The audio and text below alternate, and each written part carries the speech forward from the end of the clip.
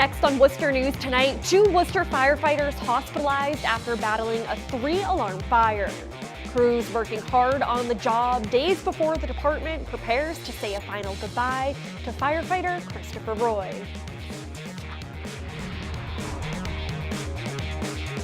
Good evening and thanks for joining us. I'm Olivia Lemon. A 3-alarm fire early this morning displaces residents and sends 2 Worcester firefighters to the hospital.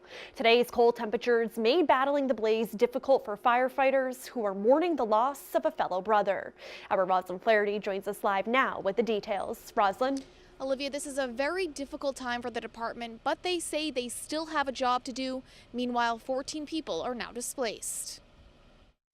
Intense flames forced residents out of this apartment building on Allen Street in Worcester early Wednesday morning. I was overcome with black smoke. I knew there was a fire in the building. Joseph Brooks lived on the 3rd floor. He suffers from COPD and got out as fast as he could. I couldn't breathe. I just about made it out with my girl, my 2 dogs. Deputy Fire Chief Martin Dyer says a frozen hydrant made knocking down the 3-alarm fire difficult. 2 firefighters were taken to the hospital for an ankle and back injury. The department taking on another challenge just days after losing firefighter Christopher Roy. Once the 3 tones hit telling us that there's a structure fire, everyone just jumps in and does their job. Some firefighters responded from the Webster Square fire station where Roy was stationed. Chief Dyer says although it's a difficult week, they are staying focused. At that point was getting that fire out, not anything else. And that's what we will continue to do going forward. 14 residents are now homeless. The owner of the building says it's a tough time because Christmas is 2 weeks away. On the 1st floor, they got little kids, you know, so their Christmas is shot. Meanwhile, an emotional Joseph Brooks says the owner is going to find him another place to live. To him, it's a Christmas miracle. I'm speechless. Now, the 2 firefighters that were injured have been released from the hospital. The owner believes the fire was started by a tenant in the kitchen. Chief Dyer says the cause is under investigation. Meanwhile, fire investigators are working hard to determine the cause of Sunday's fatal fire. Roslyn Flaherty, Worcester News Tonight. And firefighter Christopher Roy passed away Sunday morning battling a 5-alarm fire. Many on the department are stepping up to raise funds for his family, but Father Walter Riley wants to make sure they remember to care for themselves as well. Our Chandler Walsh joins us live in Worcester tonight with more. Chandler? Olivia, the Worcester Fire Department will give a final goodbye to their fallen brother at a wake and funeral service here at St. John's Church on Friday and Saturday. Remembering him is part of the healing process, but there are services in place to help the department. As Worcester firefighters try to deal with the loss of their brother Christopher Roy, Father Walter Riley wants them to know they're not alone. The department's Catholic chaplain often gets called to fire scenes to offer his support. I didn't get a call until Sunday morning from Chief Lavoie, who was at the hospital. I think things were so hectic that morning that they never got a call out to us. Father Riley talked to the Davies family after the tragedy 7 years ago and spoke to the Roy family this week. In the wake of tragedy, he's available to firefighters who want to talk to him. We have to address the spiritual part of who we are in circumstances like this. If we don't, then we're in denial. You know, and I'm sure there's a few guys that will do that. Everyone deals with grief differently. William Meehan is the medical director at St. Vincent's Partial Hospital Program. They offer services for people going through crises and say it's important to reach out for help when experiencing stress from trauma. Having dreams about the event that are very disturbing, having intrusive memories about the event, even flashbacks where they almost are back in the event. Meehan says Roy's death is a big loss, and it's normal for firefighters who were close to him to have a tough time recovering. Firefighters, police officers see some of the hardest things, you know, we have to see as humans. And so that can really take a toll. Father Riley expects the firefighters who were fighting the fire alongside Roy are struggling. He says for many, knowing Roy had a daughter affects them even more. At the end of the day, we just do the best we can, you know, and we somehow will get through. Father Riley says he'll be making more visits to the firefighters in the coming weeks. He wants to be there if they decide they need to talk or need support. Live in Worcester, Chandler Walsh, Worcester News Tonight. Turning our attention to the weather now, the cold is dominating our forecast this week, but temperatures are looking up for the weekend. Here's meteorologist Tim Kelly with a look. Cold too. Yeah, we've seen some snowflakes around. Look at this big swirl coming at us. A lot of times that looks like a big storm, but it's more just upper level energy. We have the backside of the old storm that dropped so much snow in the southeastern United States. The backside of that wedging some cold, dry air in here right now, but the warmer air trying to come back at us. And for that reason, the clouds tending to fill in again late today and overnight. Little snow off of Cape Cod. That is not coming toward us. That's due to the cold air over the warm water. So we're falling through the 20s into the teens very quickly. There's the clock, 11 o'clock tonight, already down to 17. And then late tonight, it's an attempt of warmer air to come back at us. It will be mostly cloudy when we wake up. The temperature is only around 15 or 16. And a little bit of light snow is possible. At lunchtime, it's only 24. This is the coldest of this cold outbreak. After that, we start warming it up. You see, it stays cold tomorrow, but the snow goes away, just a little dusting of snow. The question is, does it rain? Is it warm enough for rain, and how much? The weekend forecast coming up. The man accused of killing a mother and her 3 young children inside of their home is being held without bail after appearing in court today. John Maroney has more. For this indictment, how do you plead guilty or not? Not guilty. Matthew Locke charged in Worcester Superior Court with the murder of his cousin's wife and their 3 children. The 32-year-old Ware man was arraigned on 4 counts of murder in district court in the fall. This latest arraignment stems from a grand jury indictment. I never really thought that anything like this could ever happen to my family.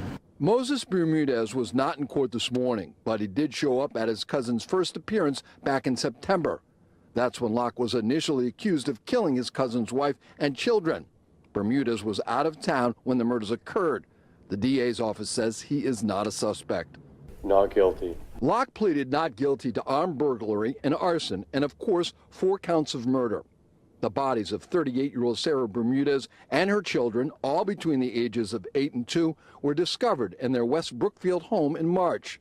There had been a fire at the house, but investigators found the woman and her children had been stabbed to death. Prosecutors have still not discussed the motive. John Maroney for Worcester News Tonight. The Mustard Seed Catholic worker community is celebrating a new environmentally friendly addition. The House of Hospitality gained a roof of solar panels thanks to investment company SunWealth. The Mustard Seeds helps those less fortunate, but say they also want to make a difference in the environment. The project cost about $30,000, but will save the organization thousands in electric bills every year. Catholic worker Michael Boover says the idea started a year ago, and the finished product will help the environment, the mustard seed, and those they help. Here in the middle of the city, but we're trying to reduce our carbon footprint as much as possible. Even despite the fact that we're feeding anywhere between 80 to 200 people every weekday night, we try to keep that footprint as low as we can. Solar panel is a clean energy solution, probably the best solution that now we have in our hands. We believe that just because you can't afford to put the panels up on your roof, it shouldn't be a reason that you can't enjoy the benefits of solar. And Boover says they hope more organizations in the city follow their lead. In its 17th year, the Goods for Guns buyback program aims to get dangerous weapons off the streets. In 2017, Worcester saw no fatal shootings. Dr. Michael Hirsch says while it's not all because of the program, he likes to think it has something to do with it. And it's very simple to use these. Worcester Police Deputy Chief Edward McGinn demonstrates how to use a gun lock. They'll be offered to people at Saturday's gun buyback.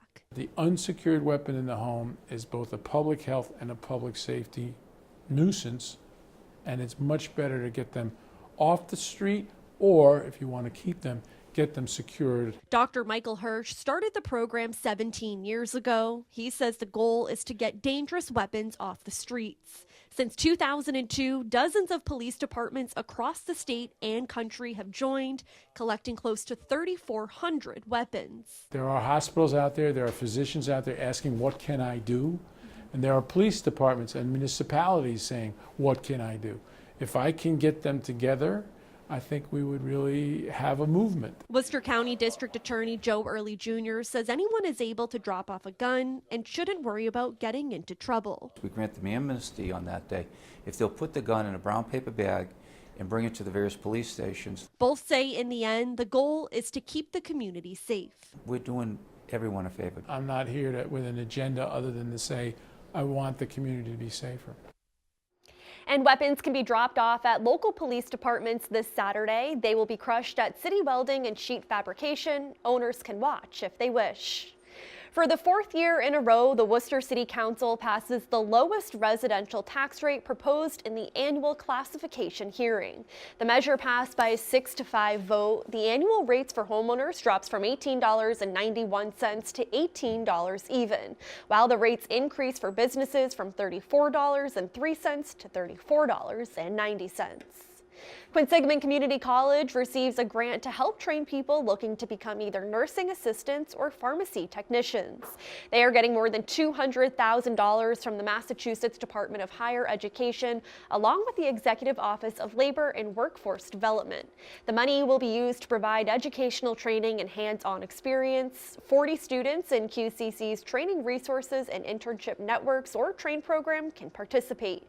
Dean of Workforce Development Kathleen Manning says this will expand opportunities for students. The Train Grant actually focuses on high demand fields. So it is a career entry program that gives them skills that they can build upon and fill real critical level jobs in Massachusetts. The second class that we're doing is pharmacy techs for bilingual students. So we want them to leverage their bilingualism as an asset and not as a barrier. And this is the second time QCC has received the grant. The programs will begin in January. A special visit for patients at UMass Memorial Children's Medical Center Wednesday. Santa, his helpers, and Finnegan the reindeer, a pet therapy dog at the hospital, handed out dozens of presents to patients. Jen and Frank from radio station WXLO dressed up as Santa and an elf. Families were also given gift certificates from Chick-fil-A for lunch.